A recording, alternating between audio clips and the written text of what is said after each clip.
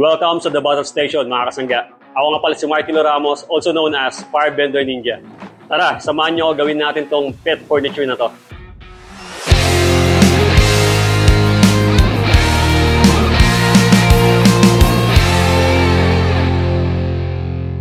Simulan natin sa countertop. At dahil solid wood yung ating materials, gagamit tayo ng Johnson Electric Circular Saw Blade for wood.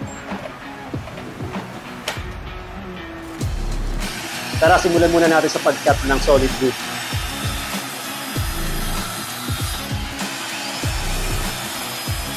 So ayan, no, kita nyo naman, sobrang smooth ng cut natin.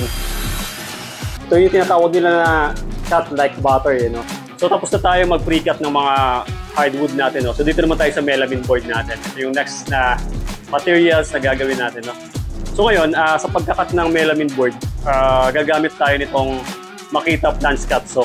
Kagandahan dito, yung kanyang blade ay para talaga sa melamine board, no?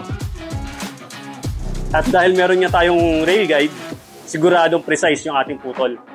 Ang kagandahan sa Makita na to, meron tong scoring cut, no? So kagaya siya ng mga malalaking cable saw, no? So merong scoring knife. So dito, scoring cut ang tawag sa kanila. So meron tong isa-set dito.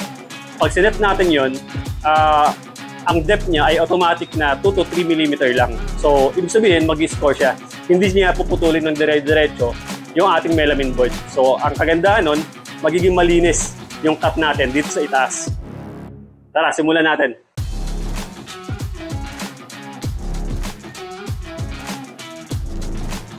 So, ito yung kagandahan na merong scoring, no? Kapag nakaset yun, magkakat lang tayo ng 2 to 3 mm na depth. Ibig sabihin, ikakat niya lang yung ibabaw ng ating board. Malinis na yung cut natin sa ibabaw, magiging malinis pa yung cut natin sa ilalim.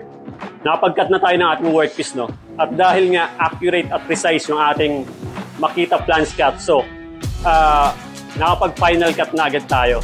Pero, meron tayong mga workpiece na mas malalaki pa, mas mahaba kaysa sa ating riles. So, ipa-final cut natin po gamit naman yung ating Makita Table Saw.